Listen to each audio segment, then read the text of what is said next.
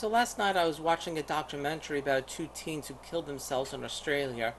I actually only watched the first half because it was very disturbing. Then I only slept for 2.5 hours, so I didn't even watch the second half. But it's one of these cases where you have a young person, really a child, in extreme distress, and it seems that the adults around this person don't know what to do except to maybe try to do something to them instead of really just kind of stepping back and trying to listen to the actual person to see more what support they need. Now, the interesting thing about this documentary is that it's very, very clear that this girl was suffering from very severe abuse.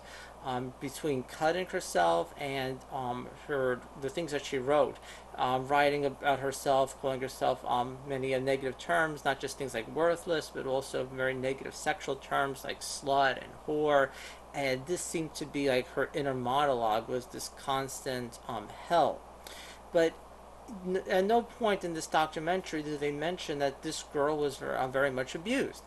It seems that the adults were completely oblivious to the fact, and because they're not aware of it, it's suddenly like not a problem. Then the problem isn't that she is responding to abuse. The problem is not that she's a normal, healthy person who's suffering from this experience of abuse, but rather it's kind of shifted to there's something wrong with her. She has a mental illness. Eventually, go to a psychiatrist, get a psychiatric drug. Although I'm not going to blame it on the psych drug because at that point, she just wanted to die. Um, Now, it should be very clear this is abuse to anyone who's been through this, to anyone who's had a similar experience. In my first year in college, the only thing I did was think about killing myself. My first, second year through college, I cut myself a lot. I hated myself, just thinking about how much I hated myself, how much I wanted to die. That was my entire monologue, and that was from abuse. Now, if I actually had gone through with it, then what would have happened is people would have looked at it like a great mystery. Like, why did he do that to himself? There was no sign, because the people around me were not seeing the abuse. Therefore, to them, it would not have existed. But that's what I was seeing, in this documentary. You know, Near the end of the part about her, she didn't leave a suicide note, but they showed something she wrote on her phone where she actually was writing about bullying, about how much she hates those people, and she blamed them for doing this to her. So whether it was some type of sexual abuse or bullying in school, a combination of both, I believe it was one or the other or both, this was something that was done to her. But instead, you go through this process where the adults just want to force the child to go through their system. And no matter how much they love their child, they can't think outside of the paradigms they've been given, which is send the kid to school. Send it to school, but what's going on there, no one knows, who cares, like whatever. And these children could have their own social world of events that's hidden from the adults. The adults should be at least smart enough to realize that, and something can be going on which is causing severe harm. To me, the real question about these situations is how many children really need to kill themselves before people take the issue of social abuse at school seriously. Near the end, there's a part with the psych drugs. Abuse, post-traumatic stress disorder, this certain inner monologue that comes from being a victim of abuse does not come from a deficiency of psychiatric drugs. Also, it doesn't come from a deficiency of vitamin B12 or anything like that. It comes from abuse from other people. It comes from being victimized. And that's what needs to be addressed, and these things should be addressed by a professional who understands that this is abuse, not someone who is a fake professional and hands out poisonous neurological, toxins, which is all psychiatric drugs are.